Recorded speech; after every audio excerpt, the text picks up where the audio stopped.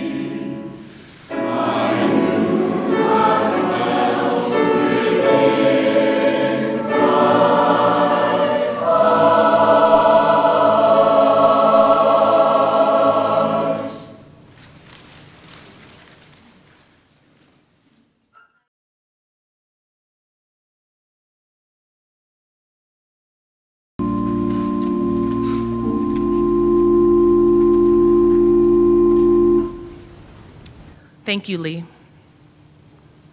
Good morning again. I'll say it from a different location, a higher up location. I hope you're having a wonderful February. I hope you've had a great week. I know this was ski week for many of our kids, many of our youth.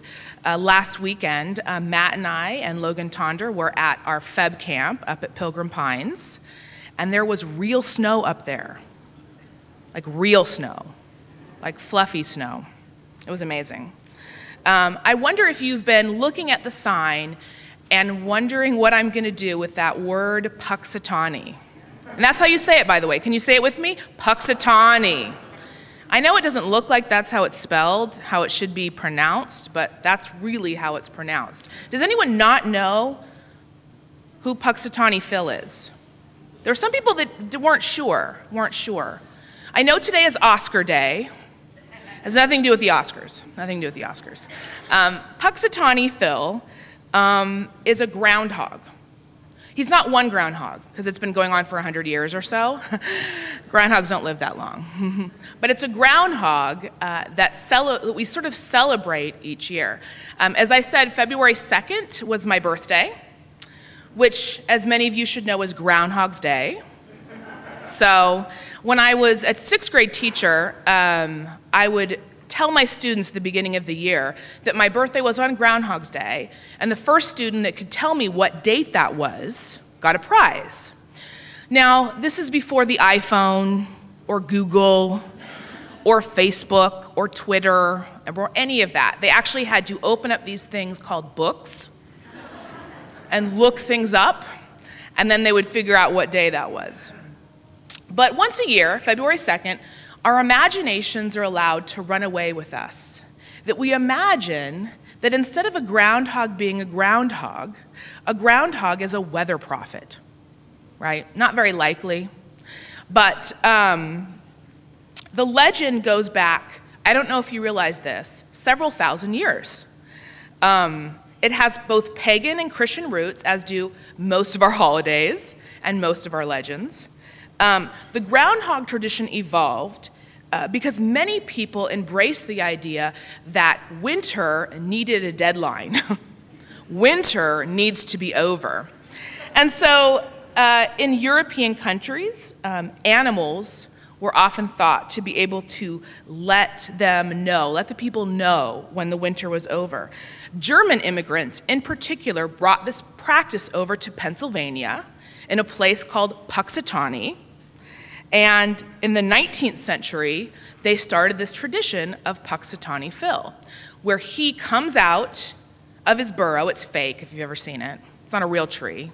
They create this little tree facade, and they carry him out, and either if you knew the tradition, either he's seen his shadow, or he hasn't seen his shadow. And I think if he sees his shadow, it's not 6 more weeks of winter because the sun's out, right? I should have looked this up, right? It's not important in the sermon, but he sees his shadow, doesn't. I think this year there was not 6 more weeks of winter, or am I wrong? I should just start over. No, I'm totally kidding. The point is that even that long ago, even thousands of years ago, when this tradition first started, they used foxes and other animals, that spiritual leaders and leaders of communities knew that people needed a light at the end of the tunnel. They needed to know that this winter storm was going to be over. Because as we know, a groundhog can't really tell the future, right? We know that, right? You're aware of that, right? Just asking. Because our frame of mind can't handle all that darkness without the hope of light. We can't sit in the midst of darkness comfortably unless we know that there's a light at the end of the tunnel. February 2nd also commemorates a Christian feast that has to do with candles. It's called Candlemas. Now, we don't celebrate it, but it has been celebrated over the years in the Christian calendar. If you look at December 25th, the time we say Jesus was born, and you look at 7 days following that, and then a full month following that, you get to February 2nd. That is the time when Mary, who was a Jewish woman, would have completed her seclusion. Women in the Old Testament were told that they needed to be secluded, that they needed to not go out in society. They were unclean in that sense after giving birth to children. And that may sound weird to us as modern people, but I don't know about any of you. I've never given birth, but I can imagine 30 days off after that might be nice. Just saying. 30 days off after that might be nice.